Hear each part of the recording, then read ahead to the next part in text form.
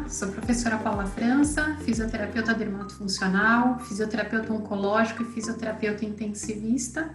Hoje nós vamos falar sobre acne, uma visão ampla e a importância da estratégia cosmetológica. Mas antes de iniciar, eu quero agradecer vocês por estarem aqui conosco e agradecer também pelo convite para estar falando com vocês sobre um assunto que ainda gera tanta dúvida e que é um assunto tão comum. Quando a gente fala de acne, a gente pensa em uma patologia, uma doença do folículo pilosebáceo, que possui aí fatores fundamentais para o desenvolvimento dela. Então, a gente tem a hiperqueratinização folicular, a hiperprodução de sebo glandular e a gente tem o aumento da colonização bacteriana, principalmente a Propinobacterium acnes, a P. acnes, que também hoje é vista nos estudos como Cutibacterium acnes, que é as principais bactérias para o desenvolvimento dessa patologia. Então, elas são bactérias anaeróbias gram-positivas. Quando a gente pensa ainda nesses fatores fundamentais, a gente pensa em liberadores de inflamação no folículo e na derme adjacente, que vai fazer com que a gente tenha aí processos inflamatórios recorrentes, e essa patologia é uma afecção não somente restrita à adolescência, ela geralmente surge na puberdade e pode ter fim na puberdade ou pode persistir aí vindo para a acne da mulher adulta principalmente. Ela é uma doença considerada crônica, então a gente precisa estar sempre pensando em estratégias para controle dessa patologia. Então, quando a gente pensa na incidência dela, ela tem uma incidência alta, os estudos mostram para a gente que ela tem uma incidência entre 30% a 66%, e ela é mais frequente nas mulheres na puberdade entre 14 e 17 anos, e nos homens entre 16 e 19 anos. Pensando em mulheres, a gente também tem a acne da mulher adulta, ou a acne persistente, né? Essa acne da mulher adulta, ela pode se apresentar em um período após os 25, 30 anos. Essa acne pode perdurar do período de adolescência até a fase adulta. Ela pode ter o período de adolescência com acne, um período de repouso sem acne, e aí a gente tem a recorrência da acne, ou a gente pode ter essa acne aí persistente durante todo o período pós-puberdade nessa mulher. Quando a gente pensa em prevalência, a gente também tem aí uma prevalência alta nos jovens, antes dos 15 anos, em torno de 42,1%, dos 15 aos 29 anos, 55,8% das pessoas apresenta aí acne de algum grau, entre 30 e 40 anos, 9,2%, e pessoas com mais de 40 anos têm uma prevalência menor, em torno de 2,1%.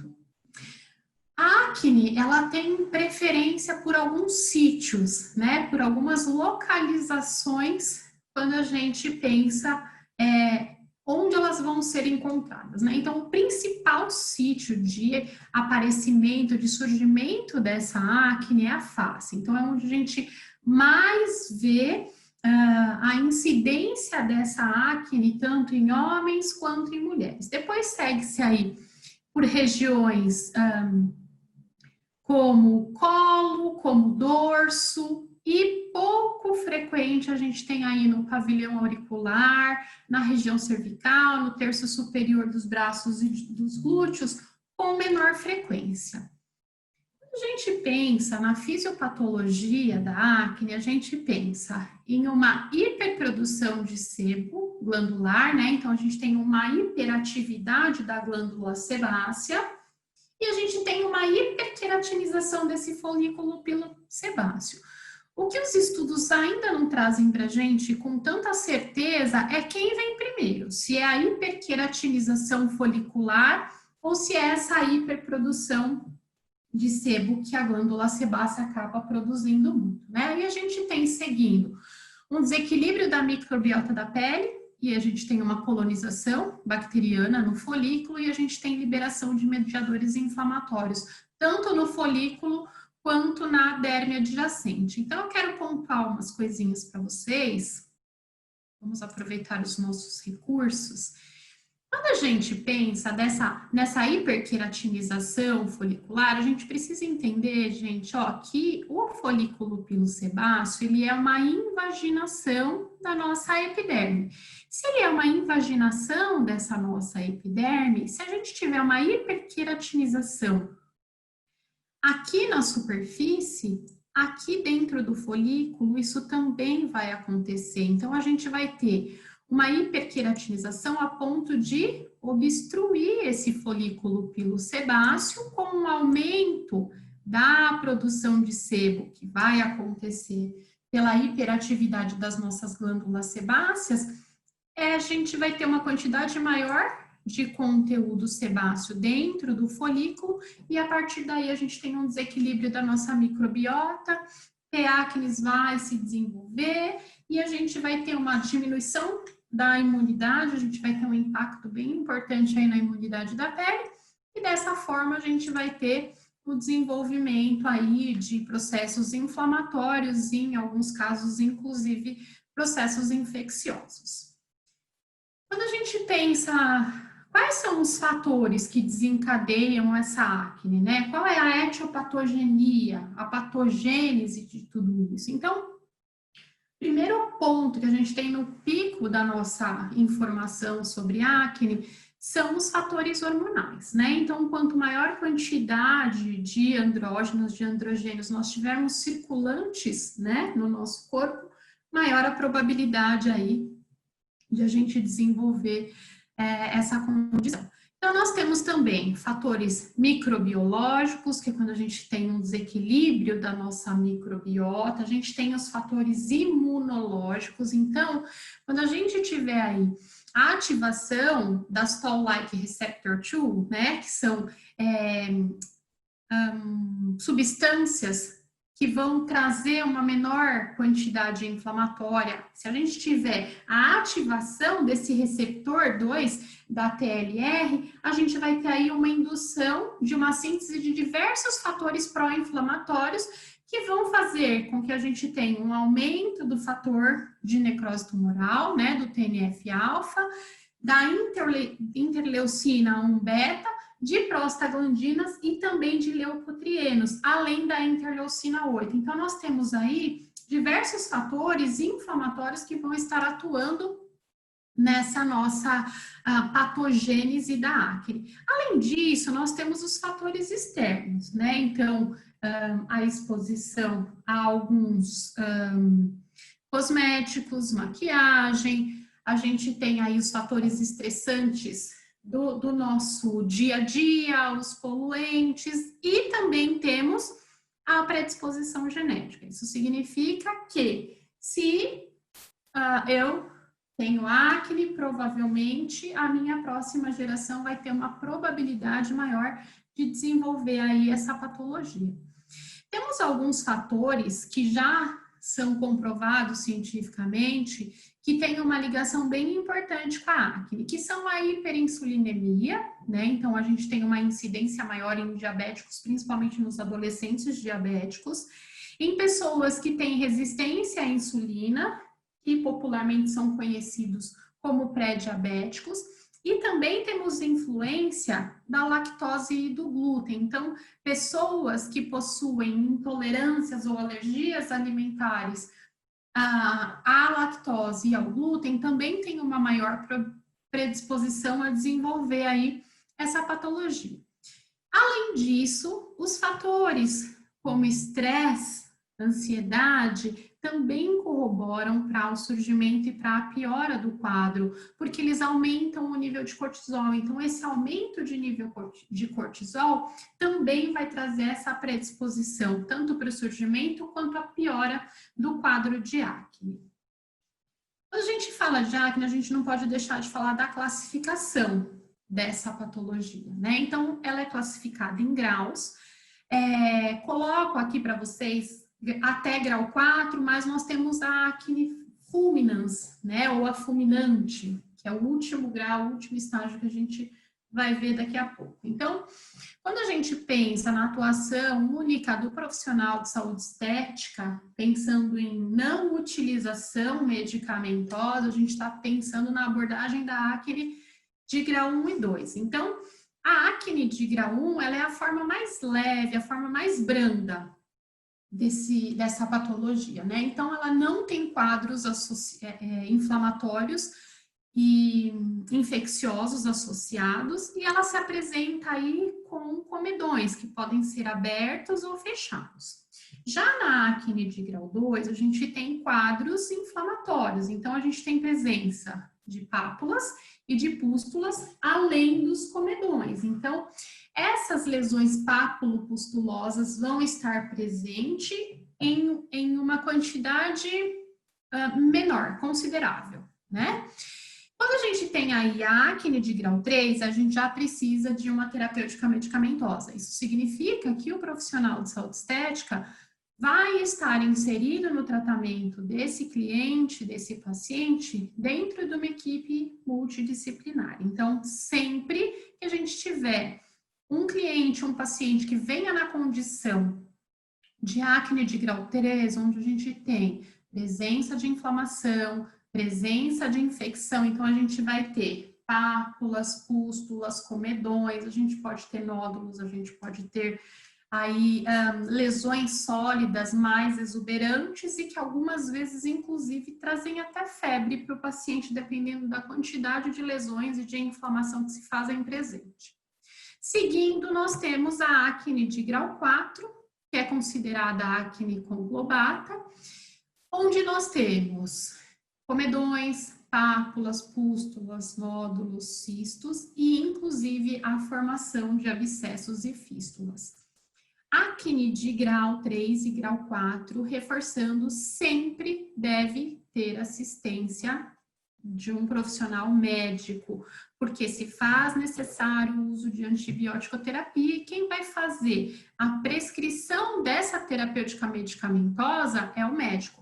Claro, todos os outros profissionais que estarão envolvidos no tratamento da acne no grau 1 e no grau 2 também vão estar presentes no tratamento da acne de grau 3 e 4. Então, além do profissional médico, muitas vezes no tratamento de acne, nós temos a presença do profissional de saúde estética, então pode ser esteticista, fisioterapeuta, farmacêutico, biomédico, enfermeiro, e se faz muitas vezes necessário a presença de um psicoterapeuta, de um psicólogo, né? Nós sabemos que a acne é uma condição que traz aí muitos impactos psicoemocionais para esses clientes, para esses pacientes, né? Nós temos estudos que mostram, inclusive, que a gente tem um aumento do índice de suicídio em adultos jovens por conta da acne, né? Aumento de depressão, de estresse, de ansiedade, então a gente entra num círculo vicioso. Além da presença do profissional, do psicoterapeuta, do psicólogo, se faz importante muitas vezes também a presença de um profissional de nutrição, um nutricionista, um nutrólogo, né? E a gente precisa entender a necessidade das especialidades médicas. Então, vai estar envolvida somente a especialidade da dermatologia, ou a gente tem algum impacto endocrinológico que também se faz necessária adequação? A gente pode ter também envolvido em tudo isso os hormônios femininos, então a gente precisa da assistência do ginecologista, então a gente precisa fechar todos esses pontos para que a gente traga uma boa assistência ao nosso cliente, ao nosso paciente. Então, só para que a gente relembre o que eu acabei e ilustre, né, o que eu acabei de colocar para vocês, na acne de grau 1 a gente tem presença de microcomedões, que geralmente são fechadinhos, os comedões abertos e os comedões fechados. Nessa fase, como vocês podem observar, nós não temos lesões inflamatórias, tá? Seguindo aí para a acne de grau 2. Aí na acne de grau 2 nós temos lesões inflamatórias que se apresentam em forma de pápulas e de pústulas, e a intensidade dessas lesões ela vai ser variável, né?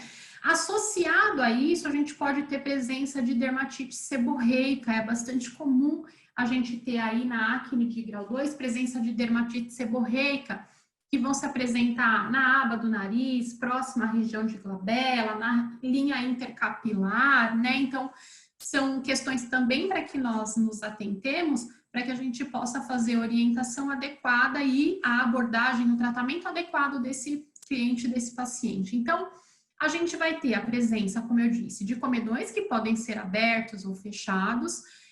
A gente vai ter aí presença de pequenas pápulas, pequenas pústulas, mas elas ainda não têm intercomunicação. Então, a gente não tem uma cavitação por baixo, né? Um caminho que vai se seguir aí na nossa derme adjacente.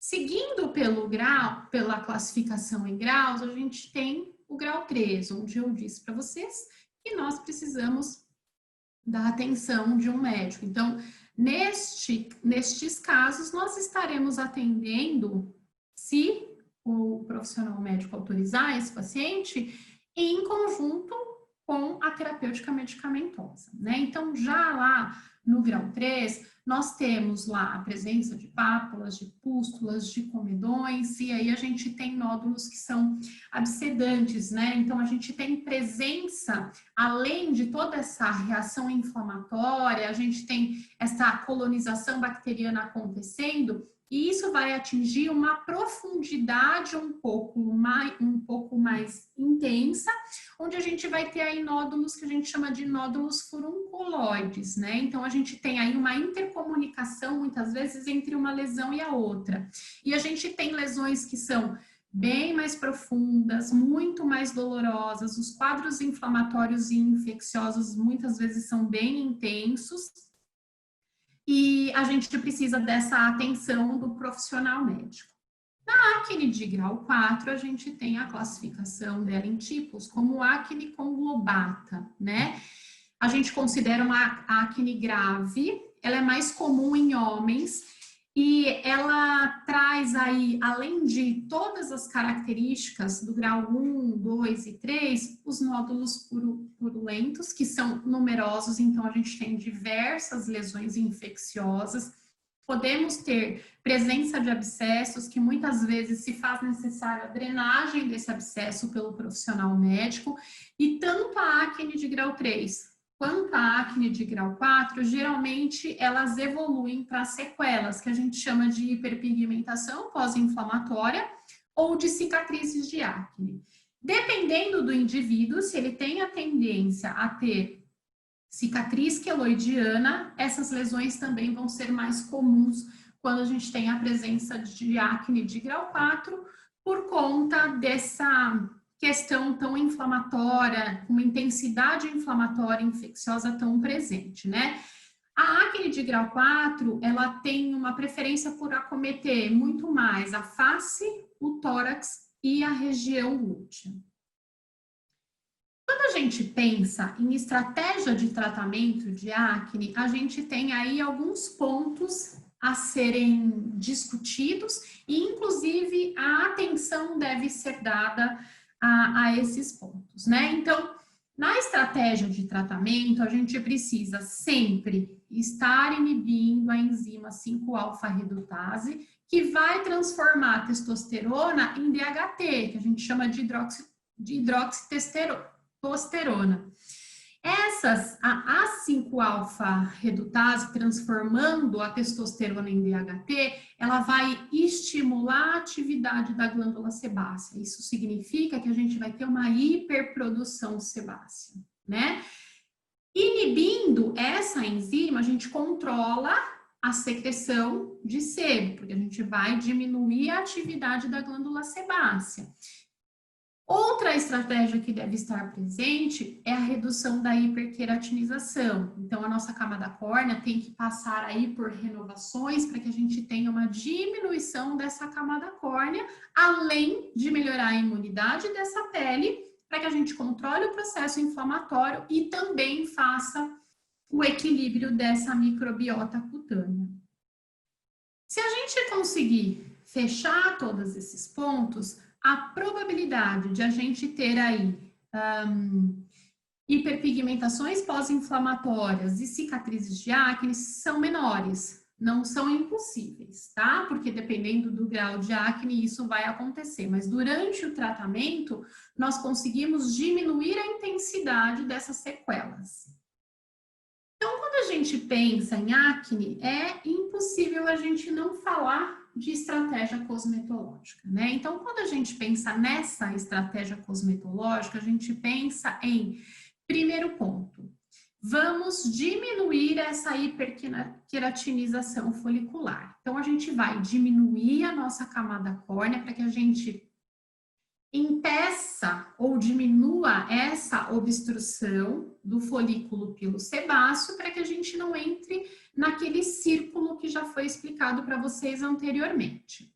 Quando a gente pensa em diminuição dessa hiperqueratinização folicular, nós podemos pensar em algumas estratégias, como o uso de esfoliantes físicos, se a gente não tiver presença de pústulas, tá? Quando a gente tem presença de pústulas e a gente faz a esfoliação física, a gente pode romper essa pústula e essa secreção infectada vai infectar o restante das áreas adjacentes ou circunvizinhas.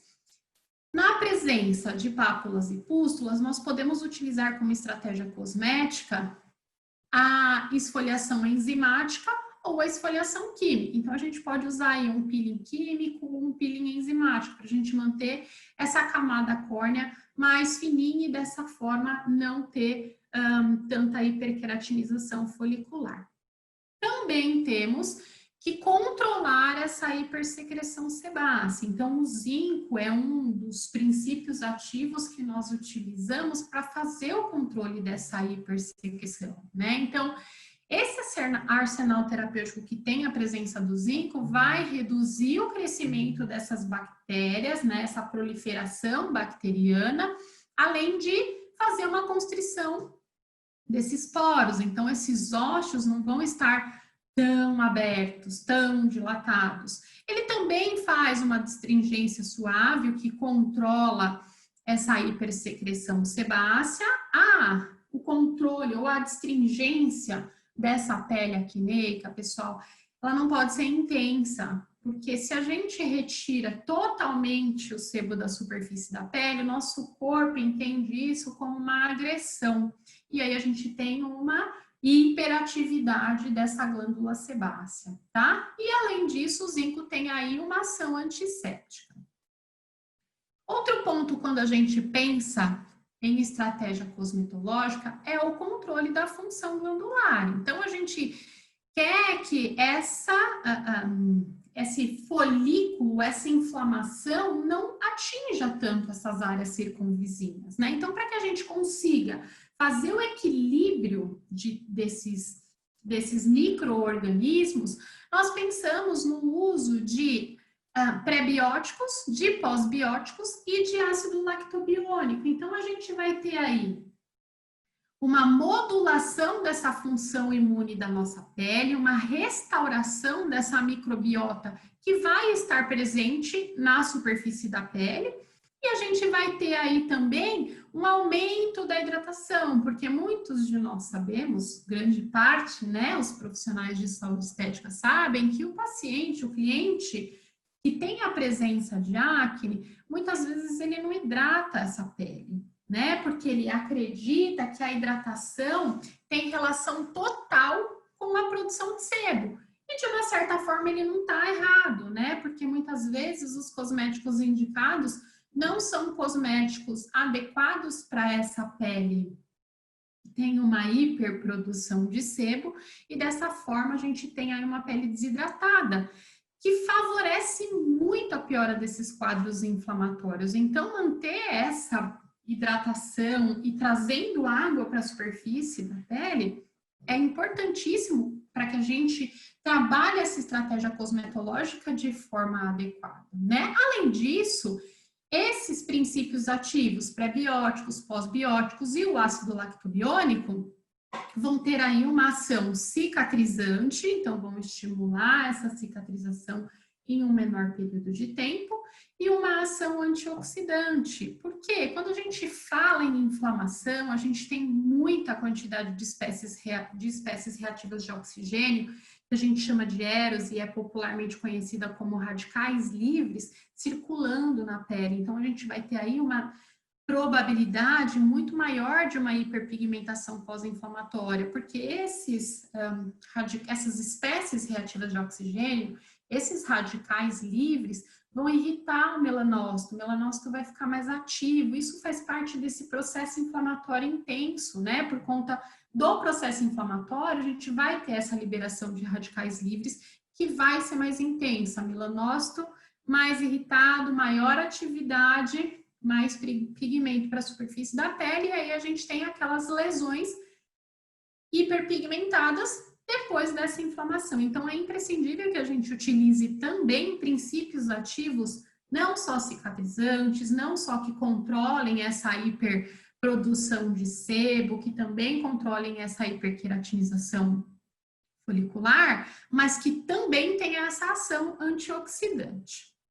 Pensando nessa estratégia cosmetológica, hoje se fala muito sobre o uso de cosméticos nanotecnológicos, né? E muita gente acaba não sabendo o que essa nanotecnologia traz positivamente para os nossos tratamentos, né? Então, quando a gente pensa em nanotecnologia, a gente pensa em uma molécula atômica bem grande que vai sendo fragmentada em diversos pedacinhos e ela fica uma estrutura muito pequenininha. Então, dessa forma, o princípio ativo que for o cosmético, perdão, que for desenvolvido com essa nanotecnologia, vai ser muito melhor permeado, né? Então, dessa forma, a gente vai ter aí uma terapêutica, uma terapia cosmetológica muito mais eficiente, muito mais eficaz, e isso vai fazer também, se o meu cosmético for nanoencapsulado, vai fazer também com que eu tenha um melhor aproveitamento desse princípio ativo. Então, para que vocês entendam um pouquinho, né, o que é uma nanocápsula, uma nanosfera. Então, a nanocápsula, ela é um sistema vesicular, onde o princípio ativo vai estar lá dentro dessa vesícula, dessa bolinha. E ele vai estar confinado em um núcleo que é líquido ou sólido, então é um núcleo aquoso ou oleoso, e ele vai ser delimitado por uma membrana polimérica, que vai proteger esse princípio ativo. A nanosfera é um sistema de estrutura tipo de uma matriz. Então, esses fármacos, esses princípios ativos, eles vão ser absorvidos à superfície dessa nanosfera ou eles vão ser encapsulados no interior em forma homógena ou heterógena. Quando isso tudo fica muito superficial para a gente, quando a gente fala apenas, né? Então, como que fica mais fácil de a gente entender? Então, a gente tem lá aquela membrana lipídica, então imaginem um invólucro lipídico, e dentro desse invólucro lipídico, que é bem pequenininho, a gente tem o princípio ativo. Essa cápsula dessa membrana lipídica, que a gente chama de cápsula biocompatível, ela é compatível com as estruturas da nossa pele. Então, dessa forma, a aceitação, quando ela chegar no nível dérmico, que é onde a gente quer que a gente tenha esse aproveitamento do princípio ativo, a gente vai ter a liberação desses princípios ativos. Então, quando a gente pensa em uma nanosfera, a gente vai ter aí pontes de ligação com o princípio ativo, para ele não ficar solto. Então, esse princípio ativo, num cosmético que foi desenvolvido com nanotecnologia, ele vai ter uma proteção de aproximadamente 98%, quando comparado a cosméticos não desenvolvidos com nanotecnologia. Então, a principal função dessas nanocápsulas vai ser proteger esses princípios ativos para que eu tenha uma maior promoção da permeação desses princípios ativos o melhor aproveitamento desses princípios ativos. Então, quando esses princípios ativos chegarem no seu local de destino, né, lá na derme ou entre derme e epiderme, na nossa camada basal, esse princípio ativo ele vai ser disponibilizado ao longo do tempo. Então, ele vai ter um aproveitamento não somente no momento que a gente fizer a aplicação desse cosmético, mas ao longo de algumas horas. E a quantidade de horas vai depender do tipo de nanotecnologia que foi utilizada. Então, quando a gente faz a comparação de um cosmético nanoencapsulado e um cosmético que não é desenvolvido com nanotecnologia, a gente observa que os outros princípios ativos que estão disponíveis nos cosméticos que não são desenvolvidos com nanotecnologia, eles se perdem muito na superfície da pele. Já os princípios ativos que são nanoencapsulados, que são desenvolvidos com nanotecnologia, vão ter um melhor aproveitamento. Então, a gente vai ter aí uma melhor permeação e o alvo vai ser atingido de forma estável, de forma programada, e dessa forma a gente tem aí a obtenção de resultados muito mais rápidos e perceptíveis em um menor período de tempo. Quando a gente pensa em princípios ativos e estratégia cosmetológica, a gente pensa em nanozinco, que tem aí uma ação antibacteriana e vai estar reduzindo a oleosidade e os ósseos, os poros. A niacinamida, gente, a niacinamida é um princípio ativo que está presente em grande parte dos cosméticos que fazem a estrutura anti-acne, né? Então, a niacinamida, ela tem uma ação anti-inflamatória e também antioxidante. Então, lembrem que nós falamos lá dos radicais livres de oxigênio, a niacinamida vai estar ali contribuindo para combater essa oxidação que os radicais livres de oxigênio vão estar fazendo no tecido, né? Além disso, ela vai ter aí como benefício a redução da oleosidade e também a diminuição das linhas finas e as rugas. Então, você trata a acne e melhora o envelhecimento.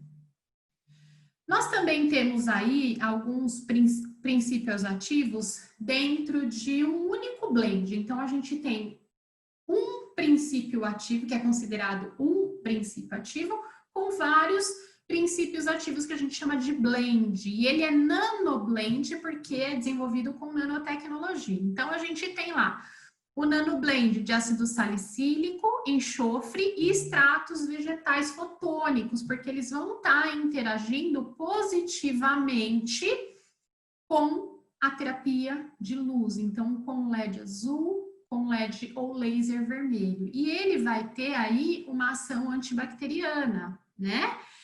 Além disso, a gente tem o nano-TGP2, que vai prevenir o surgimento de hiperpigmentações decorrente do processo inflamatório. Então, esse nano-TGP2, ele vai reduzir a síntese de melanina. Então, ele vai interferir lá na cascata de melanogênese para que o nosso melanócito não os judie tanto da nossa pele e não envie pigmento para a superfície.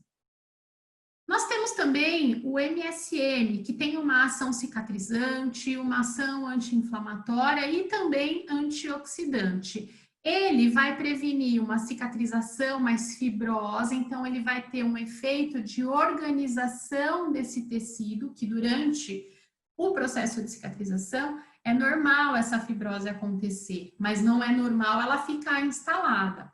E, além disso, ele vai estimular o sistema antioxidante natural da pele. Não podemos deixar de falar da gluconolactona. Então, gluco, gente, é um renovador celular que não tem ação irritante. Hoje, a gluco não é um princípio ativo novo, já é um princípio ativo que é utilizado há muitos anos, mas que de uns 2 anos para cá vem sendo muito falado e muito estudado. E ela vem como um renovador celular para a pele acneica, porque ele não irrita.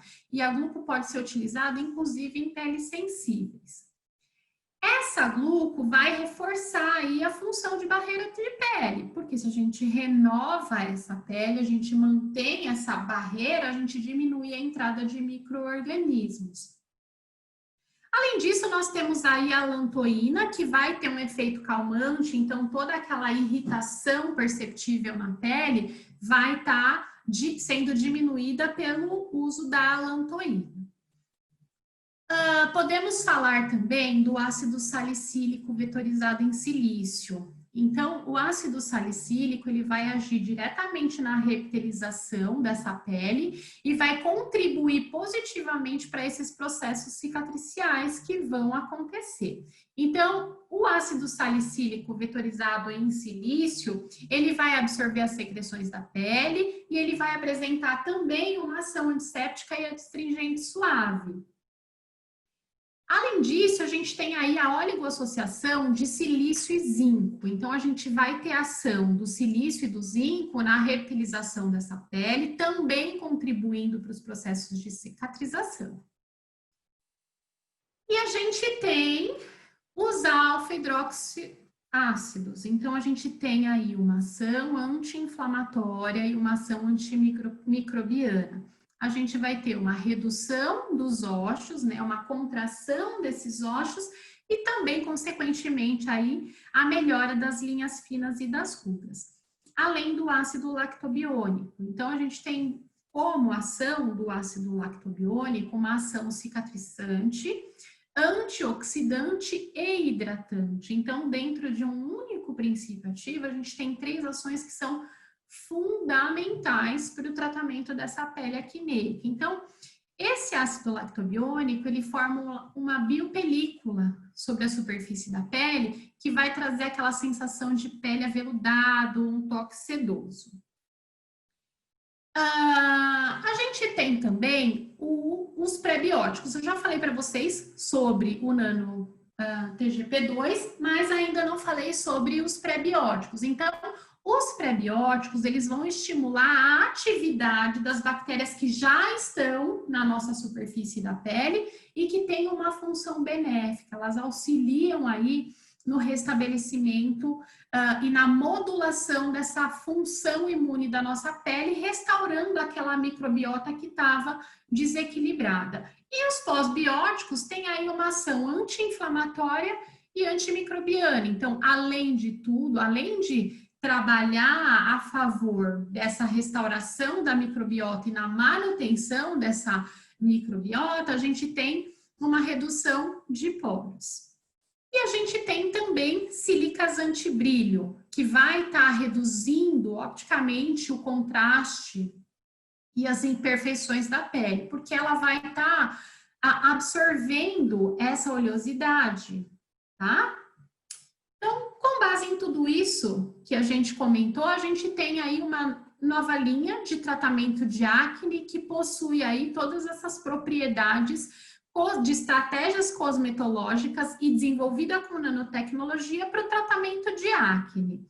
Então, a proposta da linha Acne XR é o tratamento de não somente tratar essa acne, mas melhorar a imunidade dessa pele, prevenir o surgimento dessas hiperpigmentações pós-inflamatória.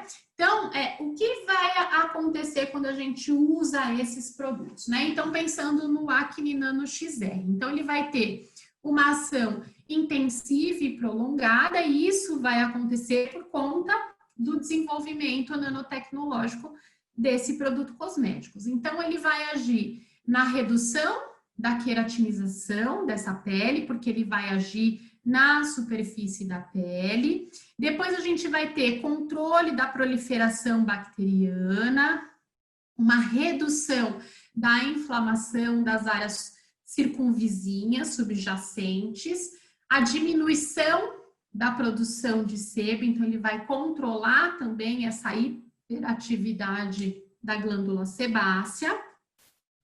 Vai reduzir, vai contrair esses ósseos, então a gente vai ter uma redução desses poros e também vai ter controle na cicatrização e na prevenção de hiperpigmentações, né? Então, quando a gente pensa aí, né, no desenvolvimento dessa nanotecnologia, dessa estratégia cosmetológica, a gente está pensando em todos aqueles pontos que nós já discutimos. Então, a gente pensa em renovação de pele, em redução de ósseos, em controle e reposição da microflora, da microbiota, no controle da oleosidade, na redução de processos inflamatórios e também na prevenção de hiperpigmentações e cicatrizes.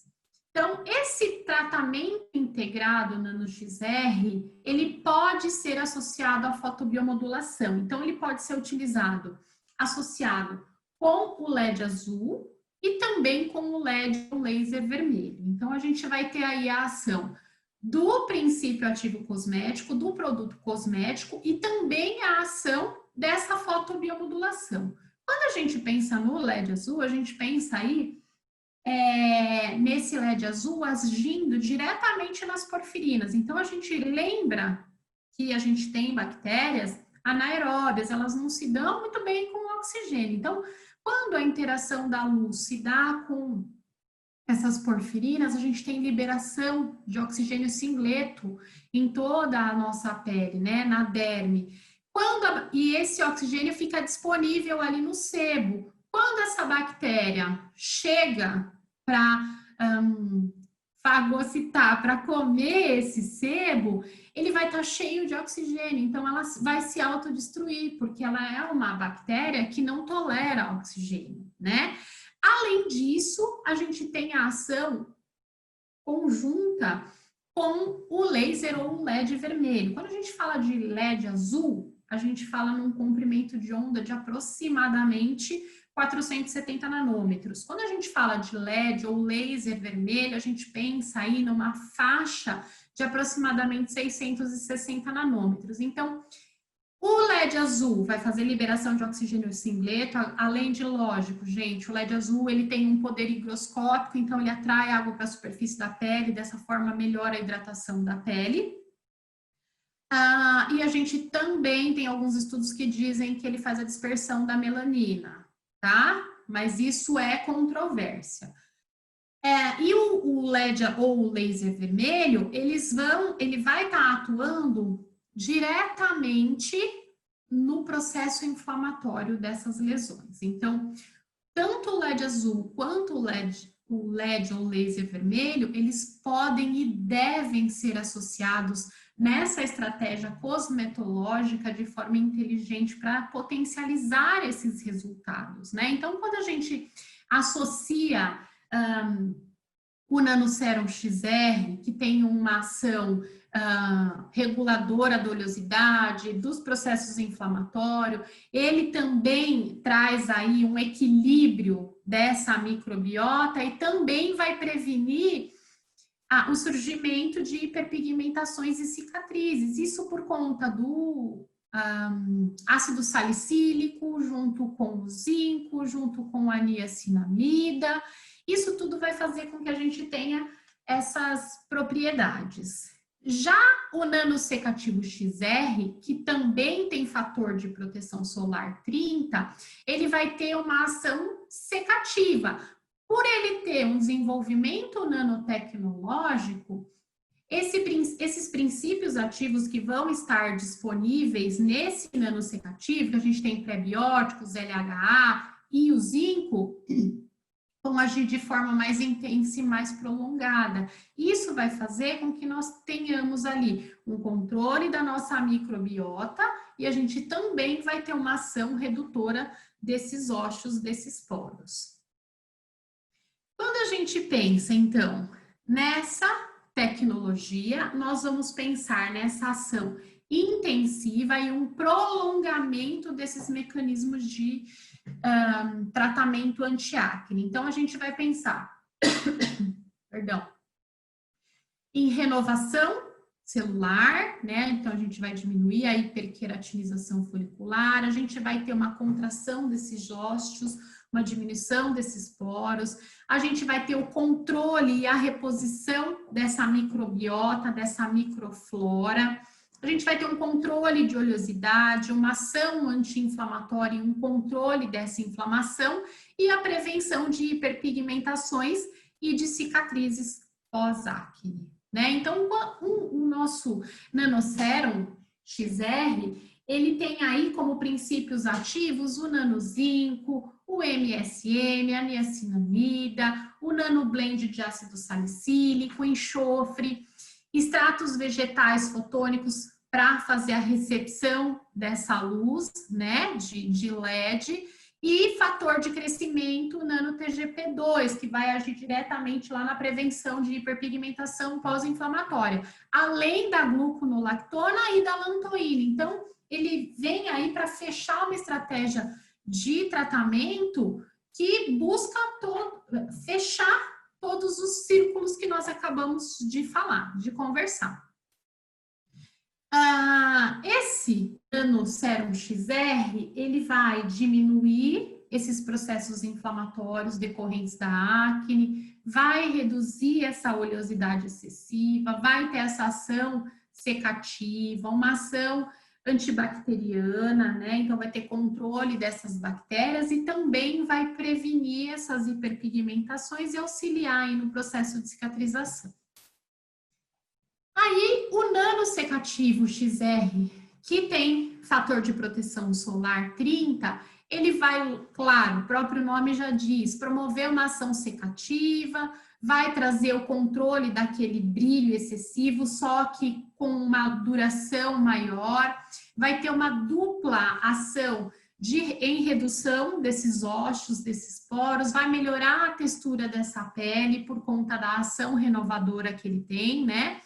Porque vai acelerar esse turnover celular, essa renovação, vai equilibrar toda essa biota da pele e também vai auxiliar aí no controle dessas hiperpigmentações pós-inflamatórias. Isso tudo, gente, foi testado por um estudo realizado no SENAC, então a gente teve lá um resultado clínico da avaliação de eficácia percebida após 28 dias de tratamento, através de análise sensorial com 21 participantes, sendo homens e mulheres. Então, 95% desses participantes relataram que observaram um controle, uma melhora no controle da oleosidade e na redução do brilho. 100% dos participantes observaram uma ação secativa e cicatrizante muito boa. 90% observaram uma redução daqueles ossos, daqueles poros dilatados. 100% observaram a redução das imperfeições da pele. 95% desses 21 participantes observaram que a pele clareou. E mais 95%, esses 95% também observaram a redução do eritema, da vermelhidão, né, decorrente desse processo inflamatório. E 85% desses 21 participantes observaram esses resultados entre a primeira e a segunda semana. Então, é um resultado em um curto período de tempo. Então, nós temos aí alguns resultados dos testes clínicos que foram realizados, onde a gente pode observar que após 4 sessões de tratamento, a gente teve uma redução aí das lesões acneicas, a gente consegue observar clareamento dessas hiperpigmentações pós-inflamatórias. Esse é um outro resultado de um voluntário de 23 anos que também fez 4 sessões de tratamento, onde se observa controle de oleosidade, uma redução nesse aspecto de brilho decorrente da oleosidade da pele, uma redução desses quadros acneicos, o clareamento dessas hiperpigmentações pós-inflamatórias e também a redução desses ósseos, desses poros. Aqui a gente observa uma redução desse estado acneico, as lesões estão menores, mais secas, né? O clareamento dessas hiperpigmentações é notório. E aqui a gente tem aí um outro resultado, esse é um super resultado, né, gente? Então, a gente consegue observar que a gente teve uma redução de todo esse processo inflamatório, a gente teve redução de lesões e a gente não observa hiperpigmentação pós-inflamatória. E, inclusive, a presença de hiperpigmentações que existiam antes dessa estratégia cosmetológica, elas reduziram praticamente em 100%. Aqui a gente tem um resultado após 7 sessões de tratamento. E nós temos um outro resultado em 4 sessões, onde observamos uma ação secativa, uma ação cicatrizante, uma redução dessas lesões acneicas e o clareamento dessas hiperpigmentações pós-inflamatórias. E também observamos uma redução desse eritema que se fazia presente antes do tratamento. Então, a gente observa aí essa ação secativa e cicatrizante, a redução das lesões acneicas e o clareamento dessas hiperpigmentações. Falar de acne é algo que traz muitas dúvidas e muitas estratégias, né? Então, eu acredito que quando nós falamos de acne, nós precisamos sempre estar em busca de estratégias eficazes, eficientes e que tragam verdadeiramente resultados para os nossos clientes e para os nossos pacientes. Não podemos deixar de falar sobre a importância da estratégia de trabalho dentro de uma equipe inter ou multidisciplinar. Nós não conseguimos fazer exatamente nada sozinho, né? Então, a anamnese é fundamental para que a gente consiga identificar os fatores, não basta a gente tratar o que está externo, a gente precisa entender o que está acontecendo para que posteriormente a gente consiga trazer aí a melhor estratégia de tratamento para esse cliente, para esse paciente. Eu agradeço a todos vocês e até uma próxima.